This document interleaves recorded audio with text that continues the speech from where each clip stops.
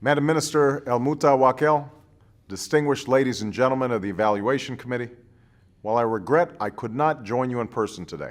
I want to thank you for your efforts on behalf of the Olympic movement, for your visit to the city we love, and for the opportunity to address you today, not just as President of the United States, but as a proud Chicagoan. Chicago is that most American of American cities,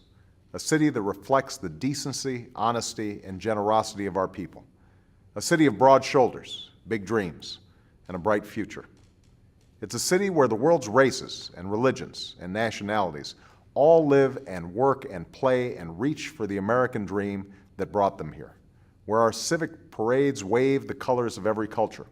where our classrooms are filled with the sounds of the world's languages, and where jazz and rancheras and bhangra can be heard down the streets from one another. That's because in Chicago, we recognize that although we come from vastly different stories and very different walks of life, we are one people who share the common values and common ideals of determination and hard work, who celebrate individual excellence, but also share a recognition that together we can accomplish great things we cannot accomplish alone. This is a city that lives and breathes the ideals of perseverance, that rebuilt after a great fire and taught the world to build towards the sky, that reversed the course of a mighty river,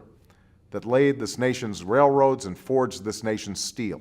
that launched a fair that captivated the world, and built a park for the new millennium that is the marvel of all who see it. This is a city that lives and breathes the ideal of excellence, a city of legendary sports figures, legendary sports venues, and legendary sports fans, a city whose architecture is renowned around the world, a city whose great universities are unlocking the mysteries of science, pushing the very boundaries of medicine, and investigating the unknowns of our history, and a city that Mayor Daley has pledged to make the greenest in America. And under his leadership, Chicago is in the 21st century what it was in the 20th century and the 19th century.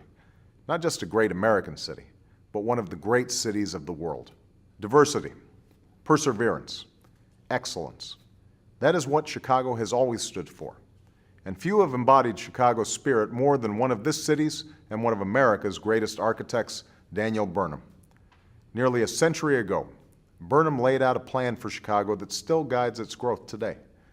And in words that have stood the test of time, as well as some of his own greatest buildings, Burnham once advised us to make no small plans. They have no magic to stir the soul. Those words aren't just remembered today.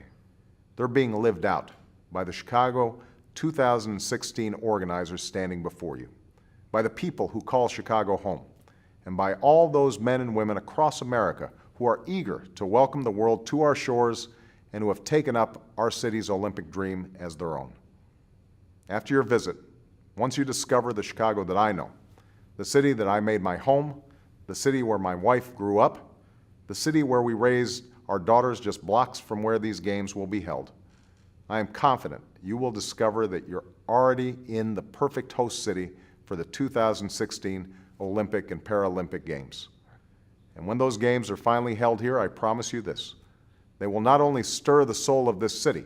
they will not only stir the soul of America, they will stir the soul of the entire world. Thank you.